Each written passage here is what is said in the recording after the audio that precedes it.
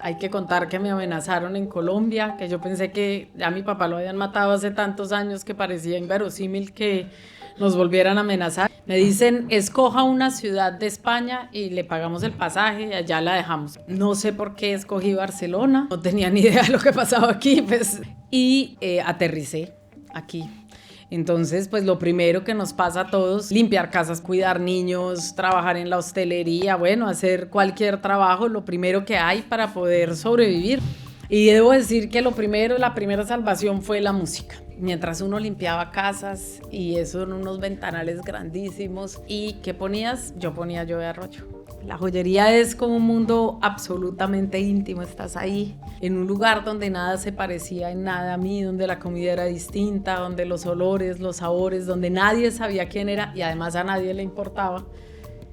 Pues fue como el silencio perfecto para empezar a responderme mis propias preguntas. Entonces empecé a llevar libros, empecé a llevar fotos, empecé a llevar todo el archivo que yo había venido creando. Además, mientras estudiaba joyería, ponía los cassettes de mi papá.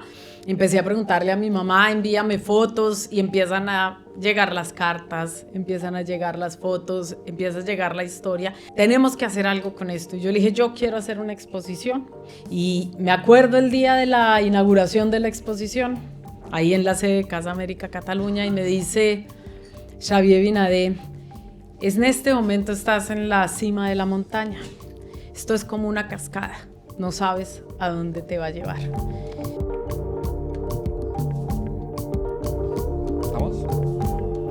Pues hola a todo el mundo, bienvenidos, bienvenidas a este podcast de FEScultura, un espacio que hemos creado aquí en el Oasis Santuario Creativo del Sonido, un espacio desde Barcelona gestionado por la gente de la cultura, la gente que ha migrado a esta ciudad y que está desarrollando procesos culturales aquí en la ciudad de Barcelona.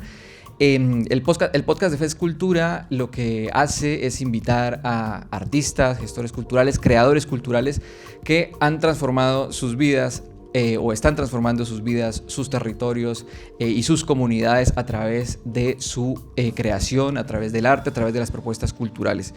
Y en ese andar hemos tenido la oportunidad y la enorme alegría de estar hoy con María José Pizarro, senadora de Colombia, pero una gestora cultural que ha estado aquí en Barcelona muchos años haciendo gestión cultural y haciendo desarrollo de propuestas para la ciudad y para el país también. ¿Cómo estás, María José? Bueno, muy feliz de estar aquí en Barcelona, una ciudad que he habitado, en la que he caminado, como lo he dicho, inclusive en la que crié a mi hija y bueno, una ciudad que a mí en lo personal me ha dado mucho.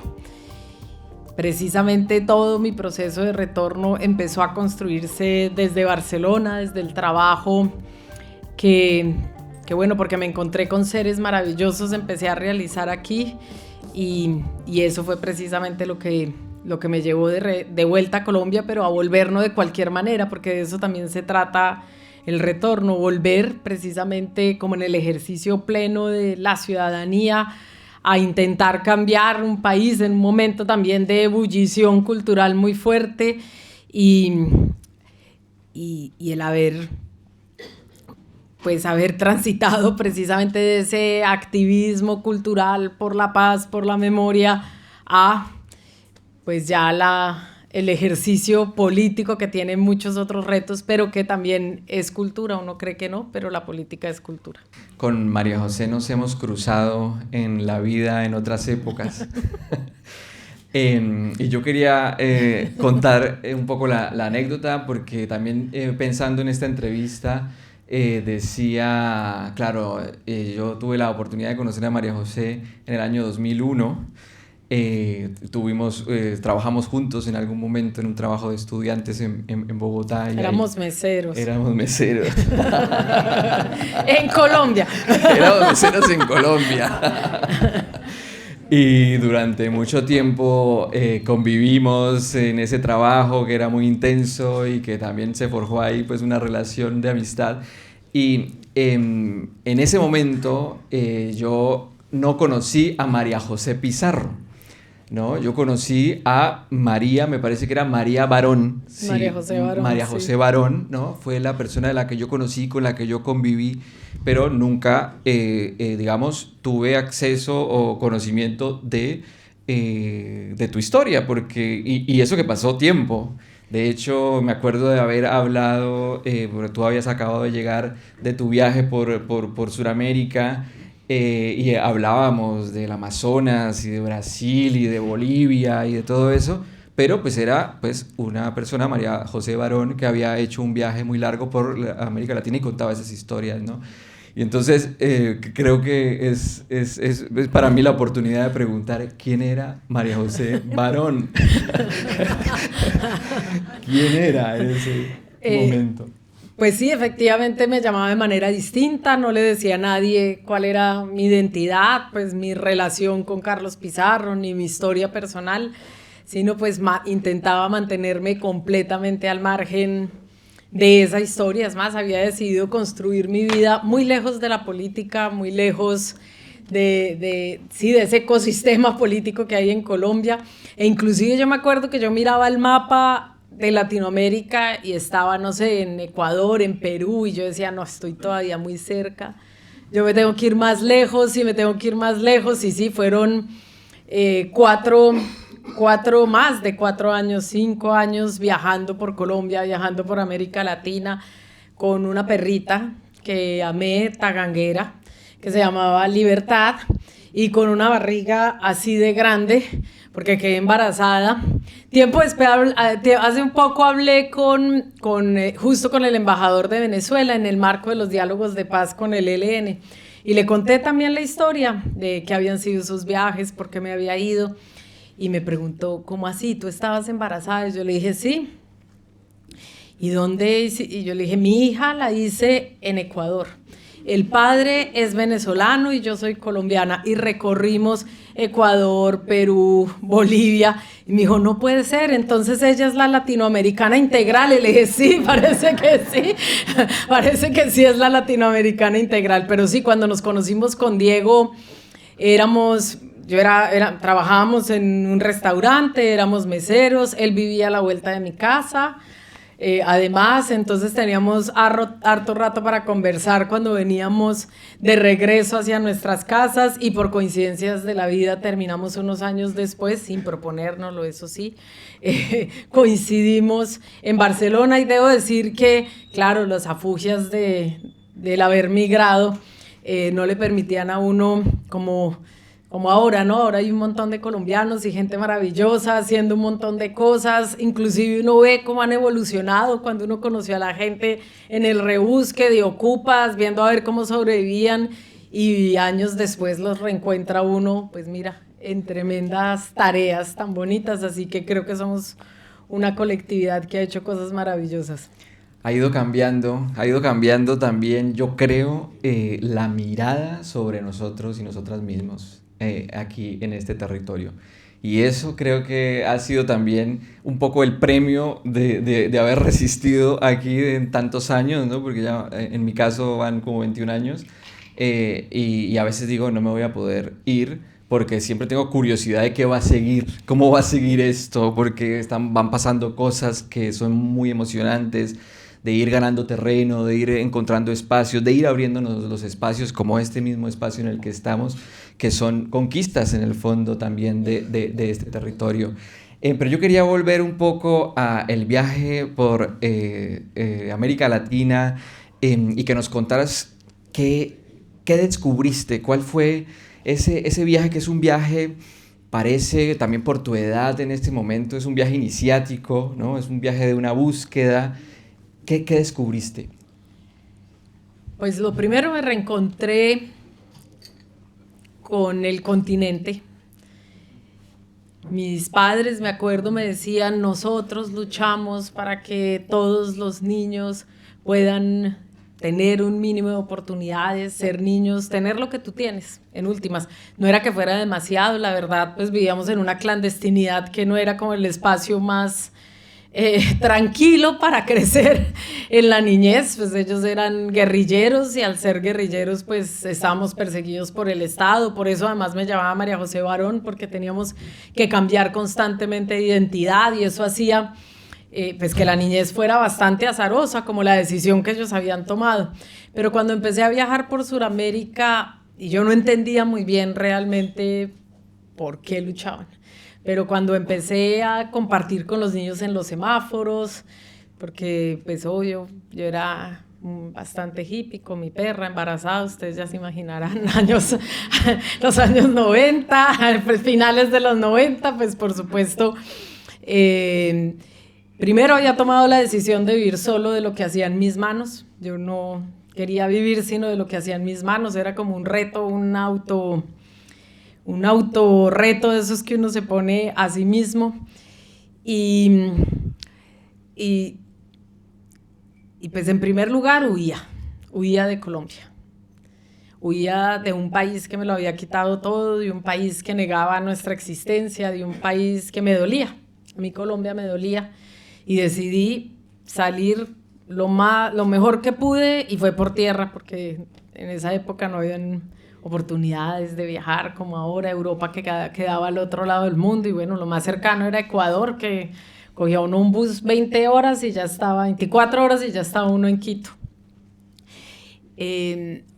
Pero pues por supuesto en medio de esa precariedad empiezas a conocer a quién, pues a la gente humilde, a la señora que trabaja en un puestico en la calle vendiendo comida, al niño que está en el semáforo, a la gente de América Latina que está en el rebusque, y de ver su solidaridad tan profunda, su generosidad, sus hogares de puertas abiertas, su compartirlo absolutamente todo, aunque no tengan nada, con gente que ni siquiera conocían, que eran completamente distintos a lo que ellos eran, y aún así confiar y abrirles las puertas, pero ver también la precariedad de sus vidas, pues entendí por qué luchaban mis padres. Y yo creo que ese fue el aprendizaje más importante de esos años viajando por América Latina, darme cuenta de que éramos todos un solo continente, unas mismas naciones,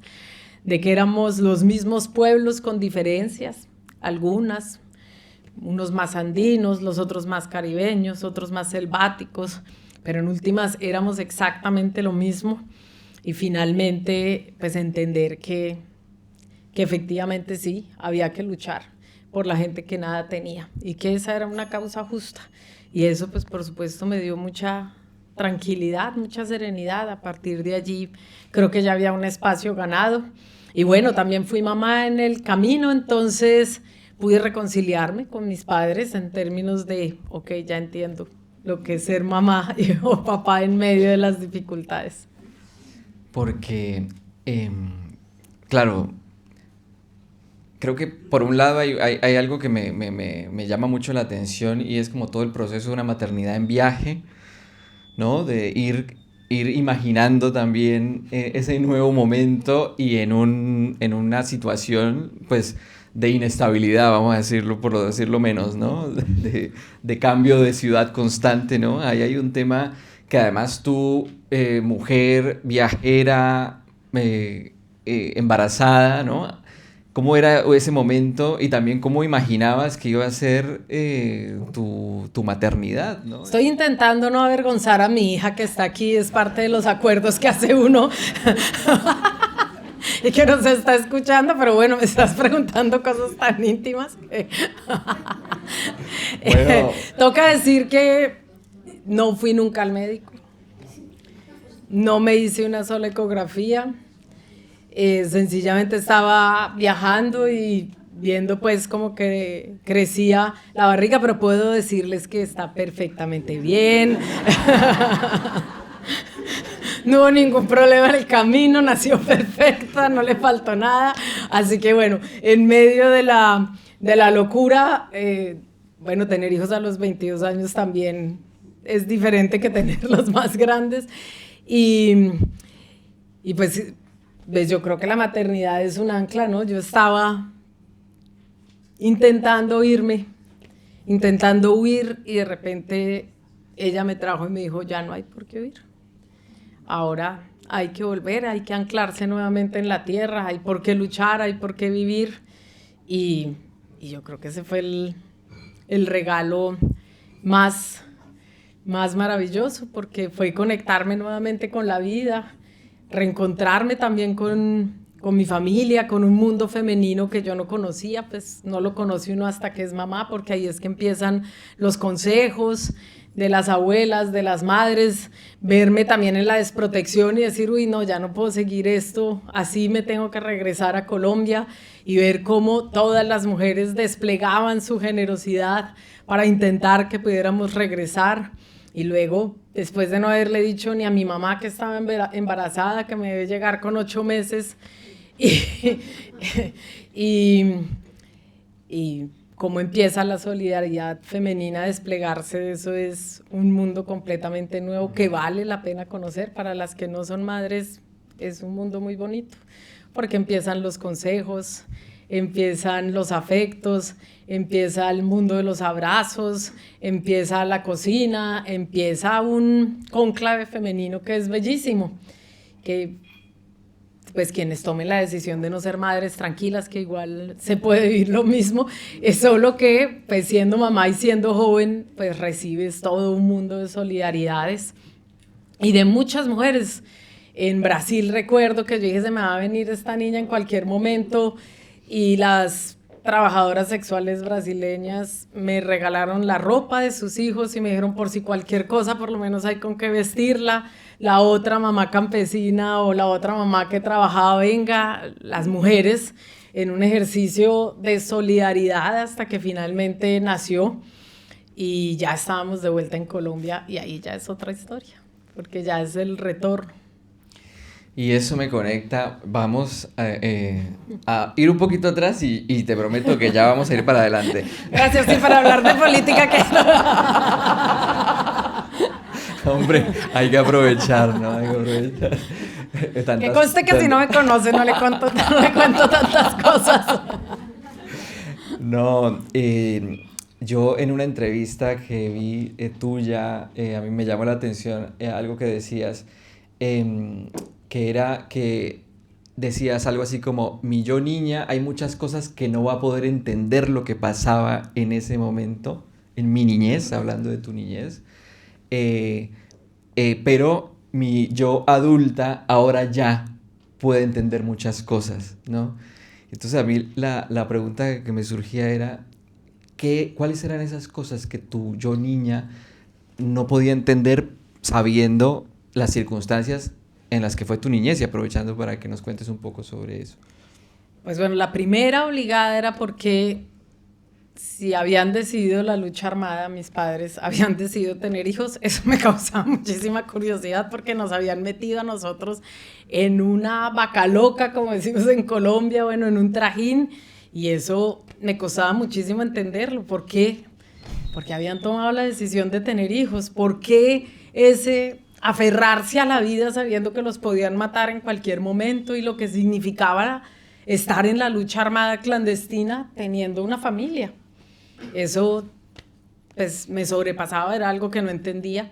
Lo segundo, ¿por qué teniendo los niños habían persistido en esa lucha armada? Y por ejemplo el caso de la madre, porque una de las mamás les cobra mucho más duro de lo que le cobra a los hombres.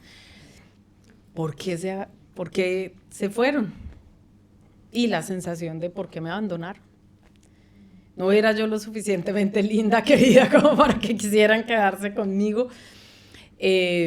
¿Por qué ese cambio de identidades? ¿Por qué teníamos que cambiar de casa cada nada? Y bueno, inclusive tú podías entender por qué cambiábamos de casa cada 3 meses. Es más, hicimos la cuenta. En esos 12 años nos trasteamos 3,5 veces por año. Es decir, nos cambiábamos todo el tiempo de casa. Es decir, nunca había un lugar fijo, no podíamos construir amigos, no podíamos llevar ningún niño a la casa. Un compañero de colegio nunca podía ir a la casa, nadie podía conocer nuestro espacio privado y a nadie le podíamos decir quiénes éramos. Ni ¿Y qué hacían nuestros padres? Yo decía, mi papá es diplomático y mi mamá es diseñadora textil, y mentiras, los dos estaban en la guerrilla, y uno decía eso pues, para justificar de alguna manera tanto cambio. Luego,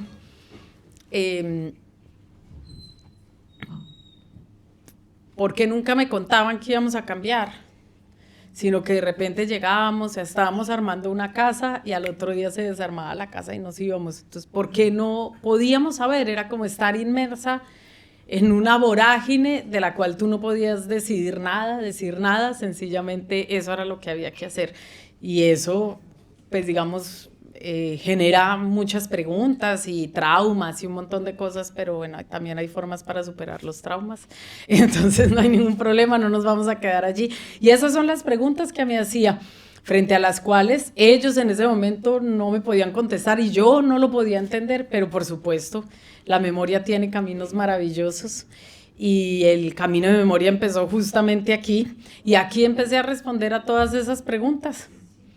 Y aquí encontré las respuestas y aquí empecé a regresar. Y ahí era donde quería que fuéramos, ¿no? Era todo este rodeo, era para ir llegando a Barcelona, porque tú llegas aquí a finales del 2003. No, principios del 2002. Por estas fechas, hace un montón de años, 16, 24 años. Principios del 2002 y esta ciudad te da como dos posibilidades, dos oportunidades. Una es la tranquilidad, digamos, ¿no? Estar alejada de un entorno un poco hostil para ti y la posibilidad de empezar a encajar piezas, ¿no? Porque cuando te imagino en esa época, te imagino como abriendo cajas, ¿no? Mirando fotografías, escuchando cassettes, empezando a organizar tu historia y empezando a hacer memoria, porque recordemos que muchos años después, de hecho, en el año 2009 se presenta la exposición Ya Vuelvo, Carlos Pizarro, Memoria para la Paz, que se inaugura en Casa América, Cataluña, pero hubo un montón de tiempo, o sea, ese es como el hito, el resultado de un montón de tiempo en donde fuiste como rearmando las piezas. ¿Cómo fue ese proceso de ir acercándote también a un hecho cultural, a un hecho de tratar de comunicar a través de objetos, a través de imágenes, la historia, comunicártela a ti y comunicársela a esta ciudad y luego a Colombia? Pues bueno, lo primero llego exiliada, huyendo, con una niña. Hay que contar que me amenazaron en Colombia, que yo pensé que ya mi papá lo habían matado hace tantos años que parecía inverosímil que nos volvieran a amenazar, y no, nos volvieron a amenazar. Así que me dicen, escoja una ciudad de España y le pagamos el pasaje y allá la dejamos. Eso fue más o menos lo que me dijo la embajada. Y yo no sé por qué escogí Barcelona, no sabía que hablaban catalán, no tenía ni idea de lo que pasaba aquí, pues estaba en otra etapa de mi vida, no había reflexionado sobre estas tierras y aterricé aquí. Entonces, pues lo primero que nos pasa a todos, tenemos que cuidar casas, limpiar casas, cuidar niños, trabajar en la hostelería, bueno, hacer cualquier trabajo, lo primero que hay para poder sobrevivir, ¿no? Y empezar a hacerse un lugar. Hay un libro bellísimo que si no lo han leído se lo recomiendo, de Jairo Buitrago, que se llama Eloísa y los bichos. Es un cuento para niños, pero eso es exactamente lo que uno siente que es un bicho raro. Y como a muchos de ustedes les habrá pasado, me pasaba los días caminando por las plazas, me sentaba en la Plaza Cataluña y decía, ¿y esta vaina aquí cómo se come? Entraba al supermercado, yo no sabía qué comer ni qué comprar y me sentía absolutamente perdida. En esa época no habían muchos latinoamericanos, ¿no? Colombianos, fue la época en la que empezó a llegar una migración muy grande de ecuatorianos, sobre todo, de centroamericanos, ¿no? De mujeres que trabajaban en los servicios. Y debo decir que la primera salvación fue la música. La música porque mientras uno limpiaba casas y eso en unos ventanales grandísimos y uno dele y dele y dele y limpia vidrios y ¿qué ponías? Yo ponía Joe Arroyo. Y Joe Arroyo fue la banda sonora de esos años porque era como uno estaba ahí limpiando el vidrio y a lo mejor un atardecer muy lindo, que aquí también hay atardeceres maravillosos, y uno se transportaba en medio de todo eso a la playa del Caribe, a nuestra música, a nuestros olores, y allí pues esa fue como la tabla de salvación por esos años. Obvio que hay muchas otras cosas.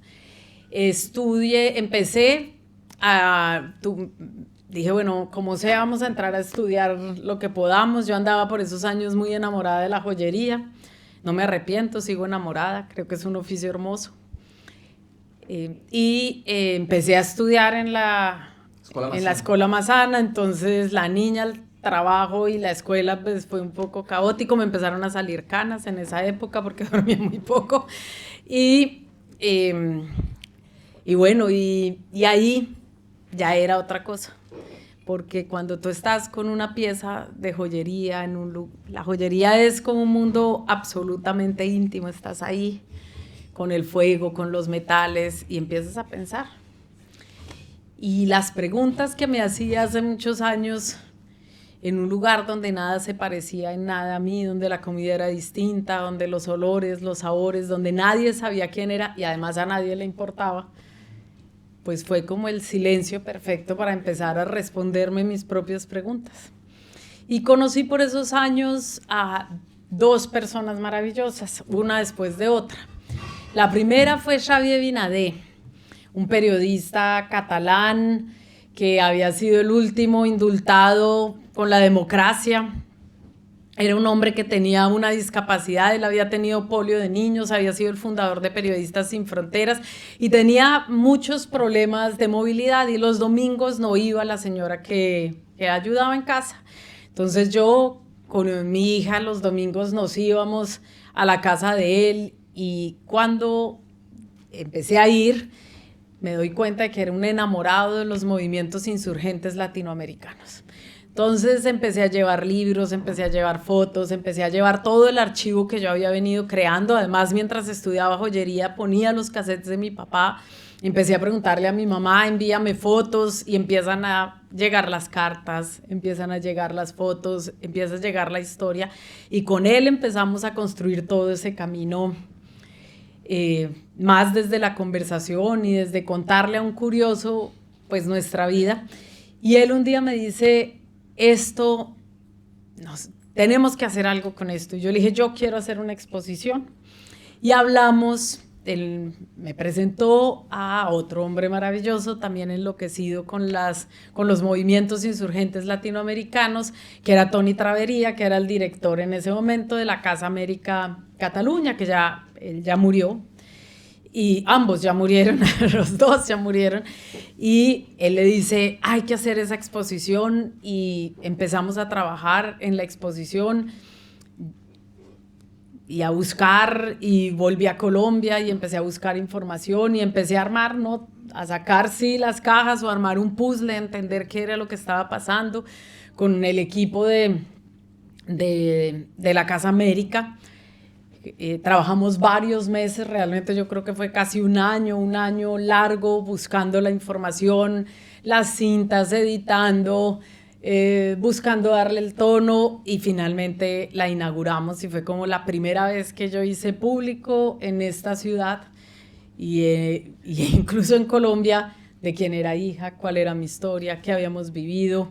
Y me acuerdo el día de la inauguración de la exposición, ahí en la sede de Casa América Cataluña, y me dice Xavier Binadé, en este momento estás en la cima de la montaña, esto es como una cascada, no sabes a dónde te va a llevar. Y tenía toda la razón, no sabía a dónde me iba a llevar y me obsesioné por llevar la exposición a Colombia, porque decía, bueno, pasaron muchas cosas alrededor de esa exposición. Santos inauguró lanzó el libro de la Operación Jaque y empezaban también a llegar, tal vez con la excusa de la exposición y parte del trabajo que hacía la Casa América, empezaron a llegar autores colombianos, periodistas, y bueno, y dije, no, tengo que llevarla a Colombia, y me fui a Colombia a buscar llevar la exposición, pregunté dónde, para mi sorpresa 3 salas me dijeron que sí, bueno, una fue el Museo Nacional de Colombia y quedé elegida en el Museo Nacional de Colombia, y cuando llegué a Colombia ya no pude regresar, tomé la decisión de quedarme allá. Wow, qué recorrido. Y entonces luego viene el documental, Sí. que se estrena 6 años después, más o 8. menos, 8 años después de la exposición, 8 años después. Pero entonces entre el documental, que si no lo han visto, muy recomendado, se puede encontrar en Filmin y en YouTube también. Y en RTBC Play. Y en RTBC Play, es verdad, sí. Mejor primero en RTBC Play, después en las Para otras. que vean RTBC, que sepan los compañeros de RTBC que les estamos haciendo propaganda. Eso. Pizarro la película. Pizarro la película. Y entonces, si uno mira estas 2 propuestas culturales gestadas por María José, a ver si no me equivoco o el análisis así es correcto. Creo que en la exposición hay una mirada, sobre todo, hacia la figura de tu padre, ¿no? Es como una profundización en su pensamiento, en su acción, en su vida, ¿no? En el porqué, en todos esos porqués que en algún momento te hiciste. Pero el documental es un documental en donde aparece tu mirada, aparece tu lugar en la historia, sobre todo, ¿no? Ya es una María José diciendo, ¿y yo dónde estoy en todo esto? En todas estas piezas, ¿quién soy? Fíjate que si nos vamos atrás al viaje por Sudamérica, es como si el documental hubiese comenzado allí, ¿no? Como que esas preguntas que responde el documental en realidad hubieran comenzado en el año 96, ¿no? ¿Puede ser así? Sí, efectivamente es un poco así. No es un retrato familiar, eso también es importante decirlo, no es mi papá, yo, no es solo una relación íntima, es también el retrato de un hombre y es también las preguntas que nuestra generación le haría a esa generación de personas que tomaron las armas. Nosotros no somos una generación que haya tomado las armas ni haya decidido luchar por el mundo y por una sociedad en la lucha armada, es la decisión de esa generación. Y es las preguntas que le haría esta generación, la nuestra, bueno, distintas generaciones, a nuestros padres e incluso a nuestros abuelos. Pero en un momento en el que además en Colombia justo el director y yo tomamos por causas distintas la decisión de regresar, y al regresar también es un viaje sobre el retorno, que es importante. ¿Por qué tomas la decisión de volver? ¿Qué te encontraba allá? ¿Qué estabas buscando allá? Y es, yo creo que un viaje incluso sobre la historia de muchos de nosotros, que tenemos que salir por distintas razones, el mundo que nos encontramos y luego por qué algunos de nosotros decidimos regresar. Entonces es un diálogo íntimo, pero también nos permite entender la historia contemporánea de Colombia, que esos son 2 elementos importantes que tienen la exposición y el documental, porque buscan no ser una clase de historia en un país donde no hay historia, tampoco de eso se trata, sino que desde la emoción, desde una museografía más de los sentidos, desde un documental distinto que narra desde lugares distintos cuál ha sido la historia contemporánea de Colombia, de la cual no se cuenta nada, si acaso algo en las telenovelas y muy mal contado, pues por supuesto empiezas a reconstruir esos diálogos generacionales que rompió la violencia. Porque hoy nosotros podemos hablar, y hoy que estoy en lo político, pues por supuesto hablamos con las nuevas generaciones, vemos cómo surgen nuevos liderazgos, pero si ustedes ven la historia de la izquierda en Colombia, el relevo generacional tardó 35 años en llegar. Y para mí fue muy curioso porque además yo empecé a hacer política Yo llegué al Congreso a los 38 años, que fue exactamente la edad en la que asesinaron a mi padre. Y en todo ese tiempo no surgieron apenas algunas figuras nuevas. La gente la iban asesinando, asesinando, asesinando. Y eso impidió que la generación nuestra pudiese hablar con la generación anterior. El más joven, los más jóvenes de esa generación son Iván Cepeda, Gustavo Petro, y luego es una brecha generacional hasta los que hoy tenemos 47, 45 años y en medio no hay nadie. Y eso yo creo que nos permite entender muy bien también hacia dónde iba ese documental y entender lo que estaba sucediendo en Colombia en esos años, porque además en el 2010, cuando yo tomo la decisión de regresar, empieza a surgir el Movimiento Nacional de Víctimas, empieza a cuestionarse la narrativa de la violencia, salía Uribe Vélez de la presidencia de la República.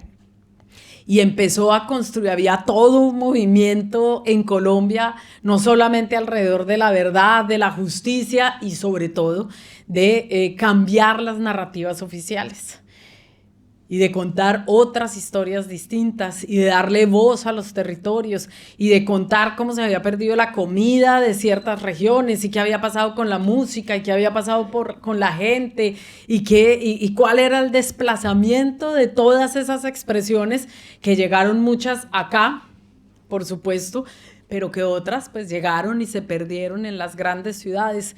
Y ese es el momento como de ebullición en el cual yo regreso a Colombia, además, pues en un momento aquí también difícil, cuando empieza pues esta crisis, pues que se hace muy manifiesta en el 2008, pero que tiene su momento de ebullición un poco más adelante, y bueno, ese es un momento en el que también empiezan a pasar cosas aquí. Debo decir con mucha alegría que por fin vi que pasaba algo aquí, porque uno caminaba por estas calles y decía, pero aquí no pasa nada.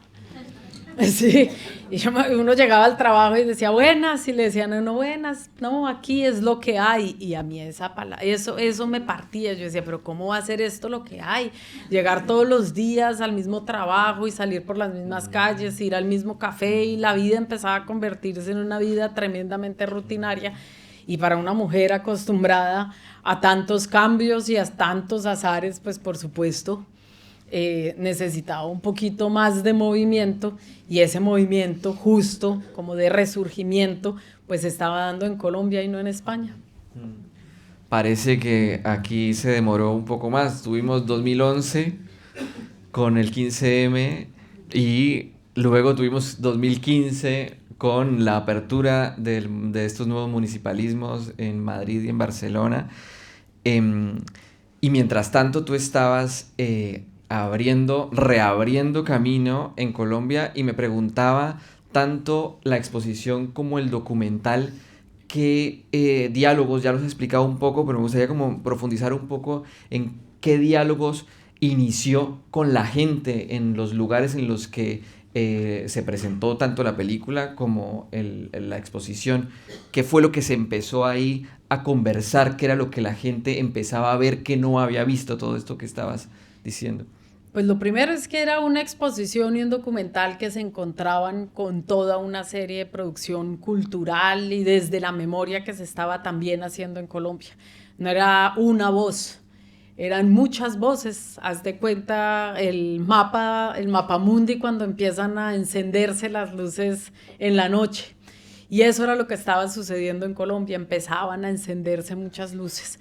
Así que la voz que uno traía de afuera y de muchos otros que estábamos regresando, también hay que decir, Iván Cepeda regresa un poco antes, pero también empieza él en el 2006 con el Movimiento Nacional de Víctimas de Crímenes de Estado, y empiezan las Madres de Soacha, y empiezan las víctimas de Bojayá, y empiezan a encenderse un montón de voces en los territorios. Y entonces era una experiencia que se entrecruzaba con la experiencia de muchas otras personas.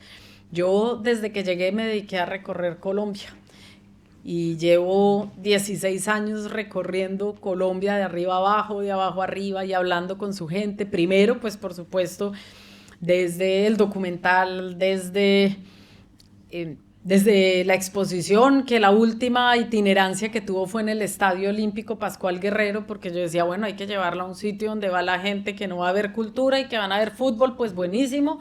Y entonces vamos a llevarlo con los jóvenes de las barras, y eso generó un movimiento desde Siloé impresionante. Bajaron los grafiteros, pintaron grafitis de Pizarro, iban y visitaban la exposición antes de entrar a los partidos del América de Cali. Y empiezan a generarse otro tipo de diálogos con otros sectores ligados al arte urbano, al muralismo, a la música, al hip hop, en fin, y empezamos a hacer unos cruces curiosos. El proceso de memoria que yo construí me permitió tener una experiencia que podíamos poner en práctica con otras organizaciones. Y es en ese momento cuando me llama Gonzalo Sánchez para que en el Centro Nacional de Memoria Histórica coordine 3 áreas. Una es la participación de víctimas, luego la agenda conmemorativa y la agenda exilio, es decir, la construcción de memoria del exilio colombiano. Cuando el Estado colombiano no había hecho nunca presencia por fuera de las fronteras y no miraba a los millones de colombianos que vivían afuera, y mucho menos aquellos que habían salido por causa de la migración forzada, de la migración transfronteriza, del exilio político, en fin, y empiezo yo a recorrer el país y a hablar con las víctimas del Salado, con las víctimas de Boyacá, con los jóvenes de la Comuna 13, con los movimientos indígenas del Cauca. Y pues se imaginarán ustedes los diálogos tan profundos que pudimos tener, cómo recuperábamos los alabados con las mujeres de Poga en Bojayá, cómo podíamos hacer una minga muralista en Toribío en pleno momento difícil para resignificar los muros donde siempre habían escrito el ELN o las FARC o cualquiera de los movimientos insurgentes, pintar murales con los niños, con las niñas, con las escuelas de arte, recoger la historia de los procesos de paz desde la sociedad civil, que son muchos y no habíamos hablado, qué esperaban las víctimas del Salado en relación con su propia construcción de memoria, qué era para ellos la reparación, los jóvenes de la Comuna 13 que los habían asesinado por ser raperos. Entonces, bueno, ¿qué estaban pensando los raperos de la Comuna 13 de Medellín? Del propio exterminio que sufrieron ellos en el marco de la Operación Orión. Y eso fue una ebullición cultural a través de la música, del arte, y además se me ocurrió encontrarlos a todos, empezar a hacer espacios donde pudiesen confluir todas estas narrativas, y llegaban las madres de Soacha y los jóvenes de la Comuna 13 y empezaban a conversar de sus historias y a hacer fusiones. Entonces empezamos a hablar desde el juglar vallenato al rap, y a hacer fusiones entre los juglares vallenatos y los raperos de la Comuna 13, desde la cocina de las mujeres afro hasta la cocina de las mujeres del Cauca, y empezamos a idearnos unas narrativas distintas y entre todos darle voz, amplificar las voces de cada uno. Y debo decir que hoy pues siento un orgullo profundo de haberles conocido, de haber participado con ellos en eso. Justo, además siendo congresista, le dije a todas las organizaciones, pero la única que copió fue la comunidad de Bojayá. Vamos a hacer una ley de honores y vamos a imaginarnos qué significaría para Bojayá que se le rindan honores, y ellos construyeron su propia ley, y hoy es una ley que está avanzando, y dentro de muy poco sale el documental y va a salir el camino de la memoria y el sendero, la reconstrucción de la iglesia, y qué están pensándose desde por allá del medio atrato chocuano en relación con su propio proceso. Inclusive en este gobierno ya va a llegar la interconexión eléctrica 24 horas para Bojayá, fruto de estos ejercicios de memoria, de empezar a tener un diálogo con la institucionalidad, y una institucionalidad que responde. Y todo eso, pues por supuesto, surge de encontrarnos no como institucionalidad, víctimas del conflicto armado o comunidades, sino empezar a encontrarnos sencillamente como personas que habían pasado por unos dolores insufribles y que encontraban juntos caminos para hablarle al país y para reconocerse a sí mismos, que es lo más importante. Joder. Un aplauso porque me explotó un poco la cabeza con todas esas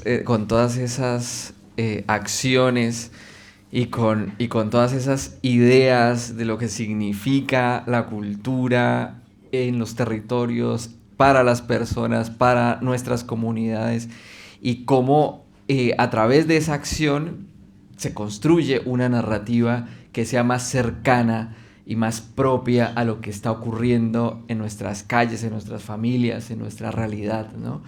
Porque ahí es donde hemos tenido esa pugna, ¿no? Cuando hablas de estos 35 años, en esos 35 años hay silencio, ¿no? Hay un silencio que quizás era un silencio que quizás eran unas voces apagadas que estaban ahí hablando, pero hacia el exterior se veía como un silencio, ¿no? Un silencio a través de la fuerza, un silencio a través de la violencia.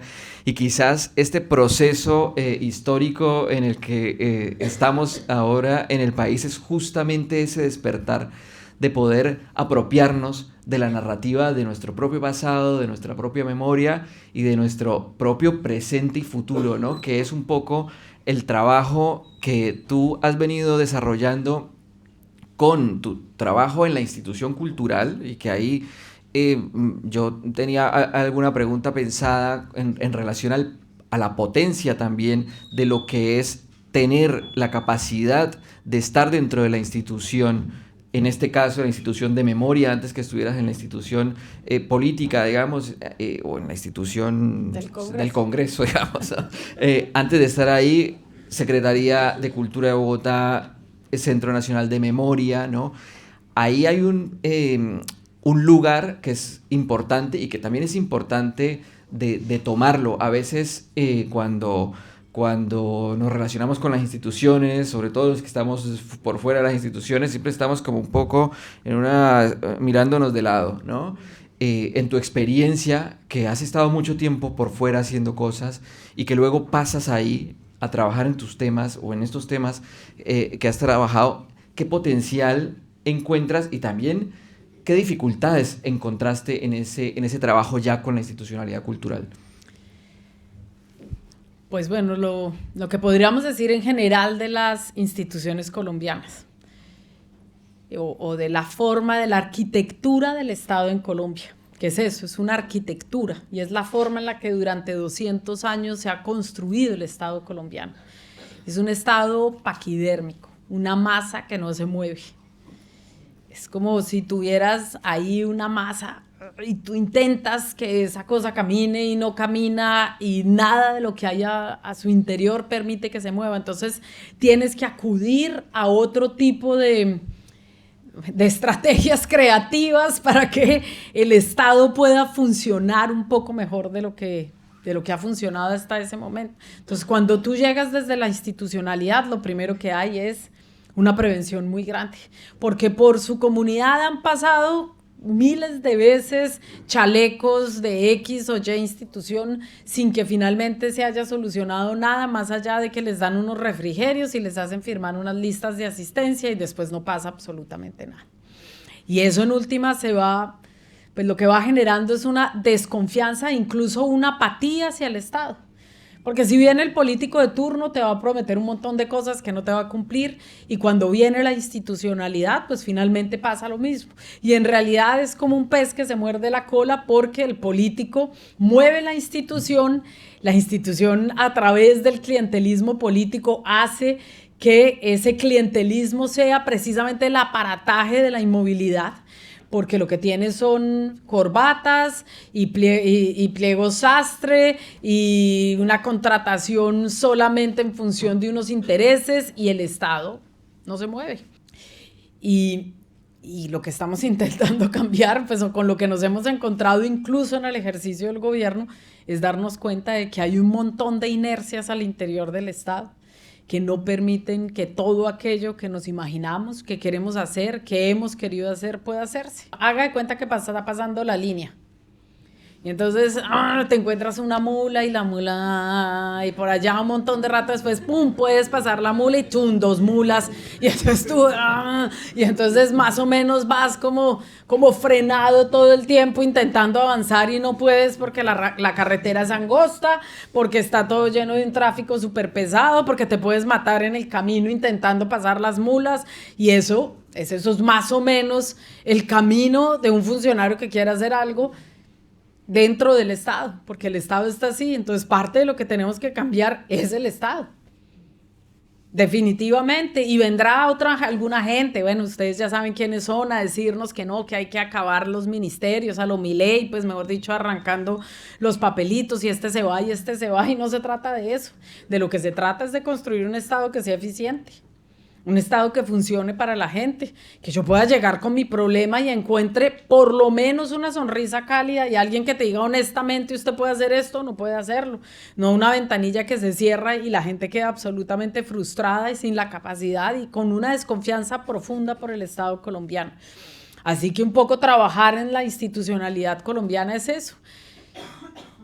Y eso hace que por un lado esté Colombia, el pueblo, la gente trabajando, levantándose temprano, metiéndose en el Transmilenio, en la supervivencia, y por el otro lado esté un mundo que habita arriba y que no permite que esto se encuentre y se amalgame. Son como 2 Colombias que conviven. Tú en el año 2018, si no me equivoco, entras ya, digamos, en el Congreso, en la Cámara de Representantes, y en el año 2022 en el Senado. Ahí han pasado 8 años, bueno, sigues, ¿no? En el Senado, y desde ahí se han articulado cosas.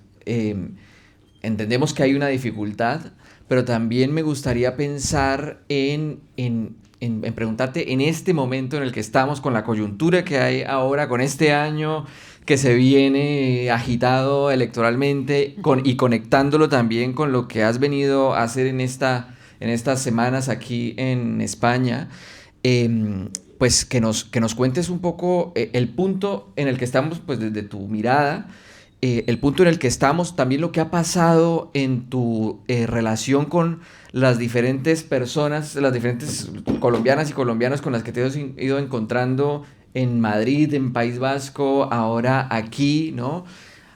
Somos como 1.200.000 colombianos y colombianas viviendo en este país, y creo que tenemos mucho potencial para generar cambios aquí, porque eso está también ahora ahí cociéndose, desde hace años se viene cociendo, y creo que es un tema que tenemos que empezar a tener una conciencia también de ese poder que se abre ahí, pero tenemos también una responsabilidad, o por lo menos deberíamos tener un interés como por lo que se viene ahora para el país en este momento, que me parece un momento crucial, y que quizás desde España, que es uno de los países donde más colombianos y colombianas sabemos, podemos tomar partido, digamos, de este cambio o de esta situación.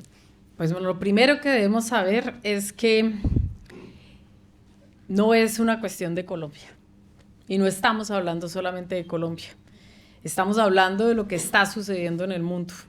Cuando lo primero que sucede por estos días, y hay que hablar de ello, es un portaaviones que traslada el 20% del ejército norteamericano en las aguas del Caribe y se planta en las aguas del Caribe.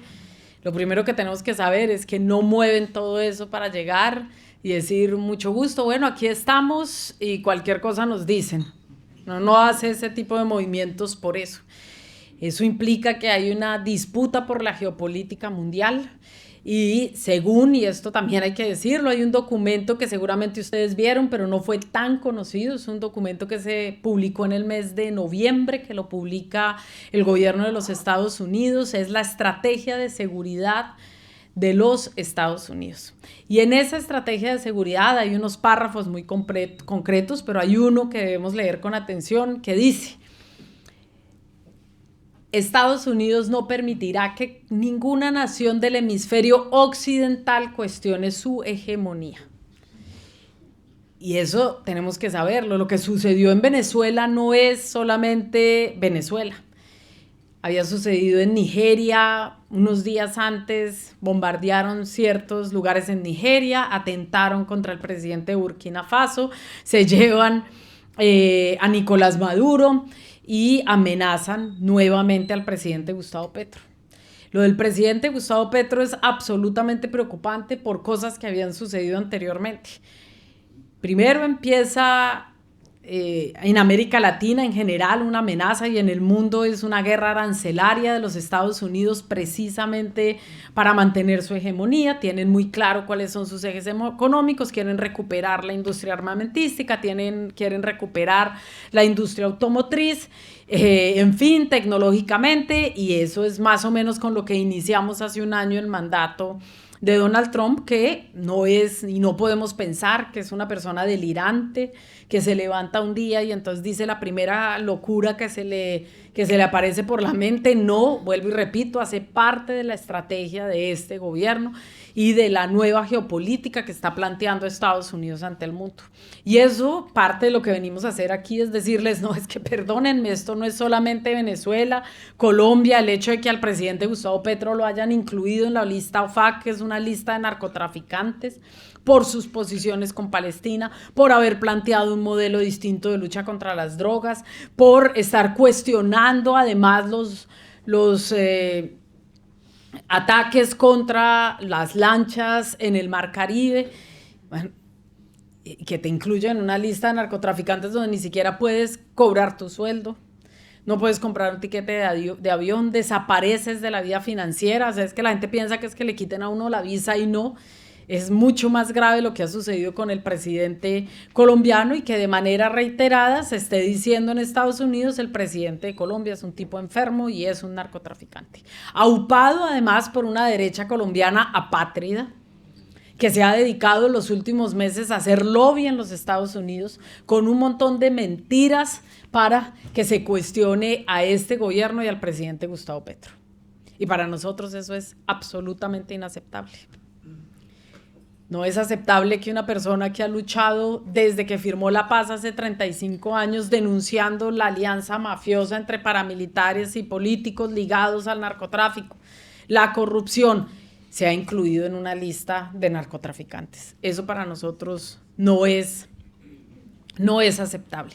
Así que venimos aquí a decirle, en primer lugar, a las fuerzas políticas del Estado español, a decirles: esto no tiene que ver solo con nosotros.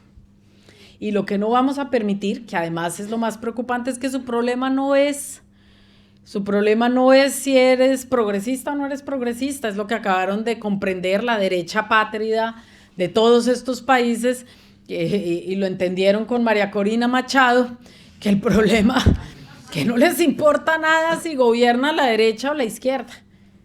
Eso sí, los 50 millones de barriles de petróleo al año gratis los queremos en Estados Unidos. Y todas las instituciones globales que habíamos fundado, los seres humanos y las naciones del mundo después de la Segunda Guerra Mundial, para ellos no tienen ningún valor. Entonces tal vez llega el momento de empezar a compasar lo que están pensando los pueblos con lo que están haciendo los gobiernos, y empezar a cuestionarles y empezar a pensar seriamente el mundo en el que queremos habitar. Luego nosotros entramos en un periodo electoral que es fundamental básicamente por lo mismo, aunque suceda en Colombia, que es la tierra de todos nosotros. Y es: ¿tú vas a permitir que la rueda de la historia eche marcha atrás? ¿O vamos a permitir que Colombia siga una marcha hacia adelante? Y eso es algo en lo que nos hemos enfocado, y de decirle a los colombianos que están acá en esta conversación, y aprovecho para decírselos a ustedes: nosotros estamos construyendo un país al que ustedes puedan regresar. Y eso es lo que hemos estado haciendo.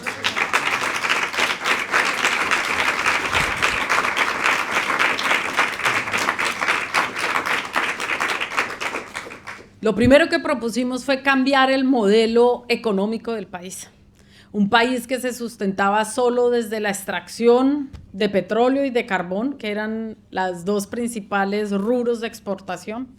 Y dijimos: no, vamos a recuperar la tierra, vamos a pasar de una economía extractivista a una economía productiva. Y yo quiero decirles que eso ha funcionado bien. Ha funcionado bien. No solamente hemos entregado 800.000 hectáreas de tierra sin expropiar ni una y formalizado 1.600.000 hectáreas de tierra de campesinos que no eran dueños de su tierra y hoy son dueños de su tierra.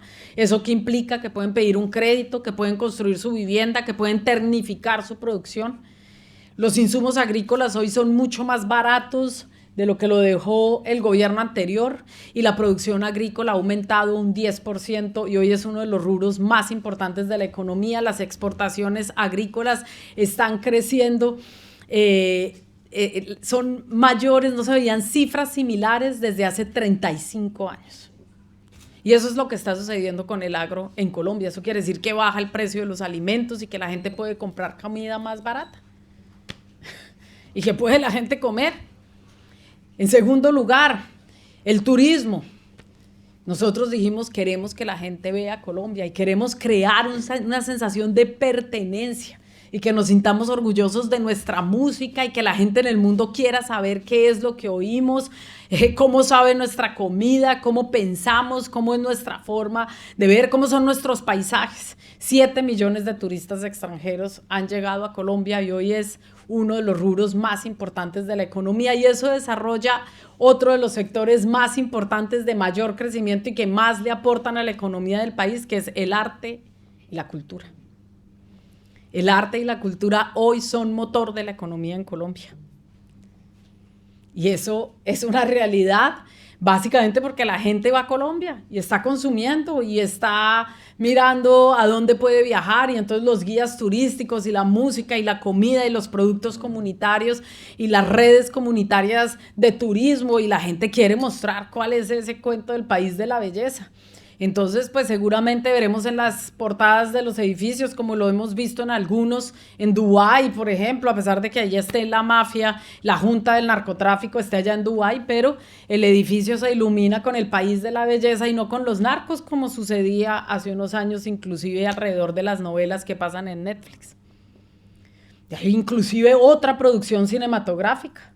Ya no es solamente el narco, la violencia, la guerra, sino que ahora hay otro tipo de reflexiones en el arte, en la música y en todo lo que Colombia se está produciendo.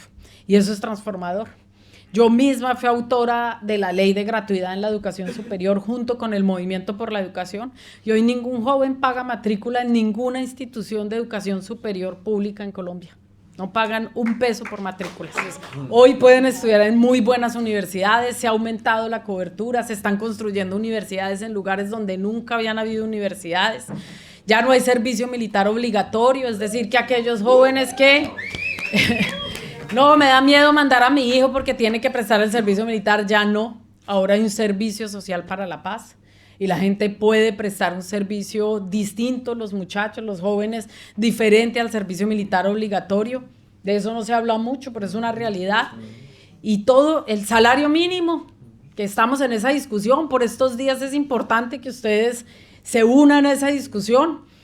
Dicen, han salido todos los tanques de pensamiento a decir que es un exabrupto el aumento del 23%, pero es que lo que les parece un exabrupto es que tengamos un aumento sostenido acumulado del 67% del salario mínimo, que cuando llegamos al gobierno era 1 millón de pesos y hoy son 2. Eso quiere decir que la gente tiene mayor capacidad adquisitiva, la comida es más barata, la universidad es gratis. Hay cosas que se pueden hacer en materia de transición energética, pues lo que estamos planteando es que no queremos que las empresas españolas que han hecho usura con la energía en Colombia hagan lo mismo con la energía de la transición energética y estamos pensando una transición energética justa y hay un movimiento por la democratización del acceso a la energía y hay comunidades energéticas en todo el país. En el distrito de Agua Blanca, un ejemplo de una comunidad energética, 1.300 familias pagan 0 por su tarifa de energía y a través de lo que acumulan todos en los techos de sus hogares pueden preparar comida gratis en los comedores comunitarios y los niños comen mejor. Y la gente tiene acceso a la comida. Entonces nos dicen todo el tiempo que no está bien, pero la economía va bien. Y ese es el país que estamos construyendo. Por supuesto que no les interesa.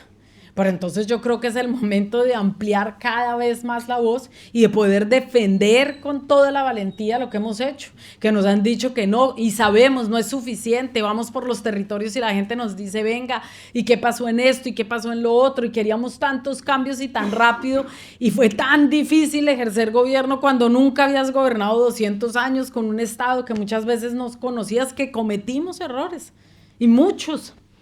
Pero también hemos aprendido de los errores y creo que un segundo gobierno lo podemos hacer mucho mejor.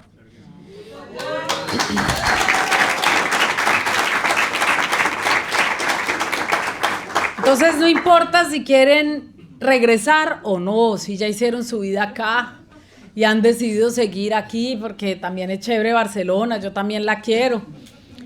Y pues porque claro, uno después de muchos años, pues difícil volver. Pero lo que queremos decirles es que el país que tienen ahora es un país mejor. Que Colombia no es solo desastres y que todos los males del gobierno, de todos los males del país empezaron ahora. Nada de eso es cierto. O sea que necesitamos sus voces aquí participando allá. Pero como también se trata de superar una ola, que no es una ola, es un proyecto fascista en el mundo, necesitamos que militen aquí y allá. Porque tampoco queremos que llegue la extrema derecha aquí y hay que hacer un trabajo inmenso con las comunidades y somos 1.200.000 colombianos. Solo con que el 20% de 1.200.000 se movilice en favor de las elecciones en Colombia, por supuesto, pero de un proyecto progresista aquí en España o en Cataluña o en donde estemos, del Estado español, porque seguramente nos van a oír en otros lugares. Solamente si logramos que ese 20% se movilice, ya estamos hablando de más o menos 200.000 votos. Y 200.000 votos cambian muchas cosas. Y la gente nuestra está teniendo puestos de responsabilidad en las fuerzas políticas progresistas de España. Y hoy vemos voces colombianas. Bueno, aquí está Jess, pero hay muchos otros y otras en otros lugares de España y ustedes están haciendo un trabajo maravilloso. ¿Cuándo nos imaginábamos, cuando yo llegué aquí hace 24 años, que iba a encontrar un sitio liderado por la población colombiana tan bonito? Si lo nuestro era por allá, mejor dicho, en la Universidad Nacional estaban mejor. Sí, y miren esto tan hermoso que se está construyendo, quiere decir que nuestras voces se han cualificado, que hay muchos aportes y eso no lo vamos a hacer solo desde la militancia política partidista. Se requiere otro tipo de actividad política y se requiere que ustedes se conecten y conecten a los suyos y empecemos a generar un movimiento que a través del arte y de la cultura, pues por supuesto es más sencillo. Hay un montón de cosas. Incluso hoy me encontré con una mujer que está liderando un proyecto de remesas justas. A través de una tarjeta débito, usted le manda su tarjeta débito allá, los dineros que se recogen son para proyectos de apoyo en Colombia y de apoyo acá, para que las remesas, los 13 millones de dólares que quedan en los bancos después de las remesas que mandamos todos los colombianos que trabajamos, se usen para proteger a la población migrante aquí, pero también para proteger y para crear proyectos, es decir, los colombianos trabajando también por el desarrollo de Colombia. En un momento donde USAID desapareció, 13 millones de dólares, y le logramos quitar eso a Western Union, pues bueno, seguramente habremos hecho algo.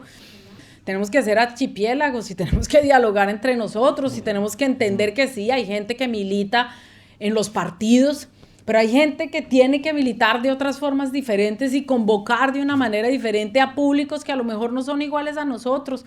Y yo creo que convocar más desde la alegría, porque hoy nos meten en el terror. Todo es el miedo. Ellos son los dueños del miedo, pero nosotros somos animales, los seres humanos, los seres vivos, somos básicamente emocionales y tenemos que preguntarnos cuál es la emoción que es el antídoto al miedo y al terror. Tal vez el antídoto a la individualidad sea la comunidad. Algo tendremos que imaginarnos de manera distinta para construir otros tipos de actividad y de relacionarnos de manera distinta para que logremos sacar a la gente de ese aislamiento y de esa individualidad que no les permite construir comunidad. Y todo eso es lo que nos estamos jugando en las próximas elecciones, en mi criterio. Para nosotros es de vida o muerte. Yo amo Barcelona, la quiero. Y podría venir a vivir aquí, sí quiero, pero no quiero venir exiliada nuevamente. Y tampoco quiero que me maten en Colombia. Yo quiero madurar, quiero ver los árboles dar sus frutos, quiero sentarme en un lugar cualquiera a ver el atardecer, yo quiero madurar en mi país, quiero ser feliz, quiero que mis hijas regresen si quieren y si no quieren también, pero que sepan que ahí siempre va a estar su refugio y su hogar. Y eso mismo quiero para toda la gente de nuestra tierra. Y de eso depende lo que hagamos hoy, no lo que hagan los jóvenes en 20 años, lo que nosotros hagamos hoy. De verdad no tenemos que mirar más allá de nosotros mismos, abrazarnos más, mirarnos más a los ojos. Yo creo que eso es lo que nos estamos jugando y yo creo que con Iván Cepeda es posible.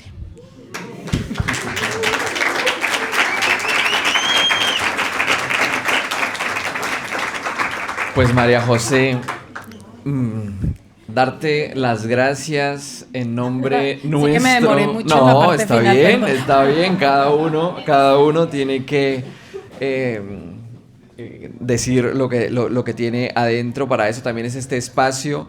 Decirte que aquí estamos, que muchas de las personas que estamos aquí nos conocemos, nos vemos las caras en los diferentes espacios. La mayoría somos articuladores, creadores culturales, tenemos entidades, tenemos organizaciones, estamos movilizando a otras personas. Aquí hay una fuerza, una potencia que nosotros amamos desde nuestro espacio de trabajo con Gigi Ríos, que está por aquí, y que estamos contentos y contentas de poder tenerte aquí. Te queremos agradecer de que te hayas pasado, te hayas hecho esta pequeña gira por España y que hayas aceptado también estar aquí conversando con nosotros de cultura, de memoria, de transformación, de paz, de reparación, que creo que es el camino que podemos también aportar desde aquí, desde las actividades culturales que estamos desarrollando y evidentemente darte todos los ánimos y todas las fuerzas para que todos esos proyectos que sabemos que son unos proyectos que tienen unas grandes intenciones para nuestra tierra, se hagan realidad. Así que muchas gracias, María José. A ustedes muchas gracias.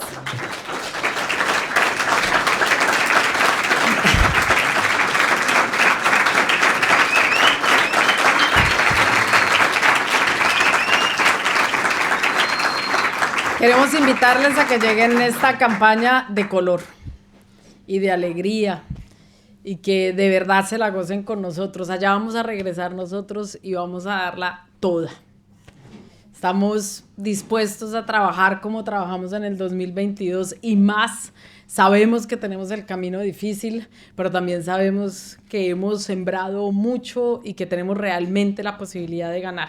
Yo estoy feliz de estar aquí con ustedes porque además de ser del Pacto Histórico, soy del Partido de los Invitados. Así que donde vaya, donde me inviten, allí voy a estar.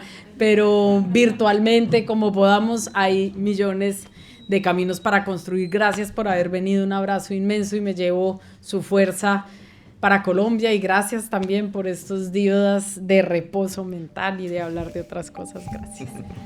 Gracias a ti, María José.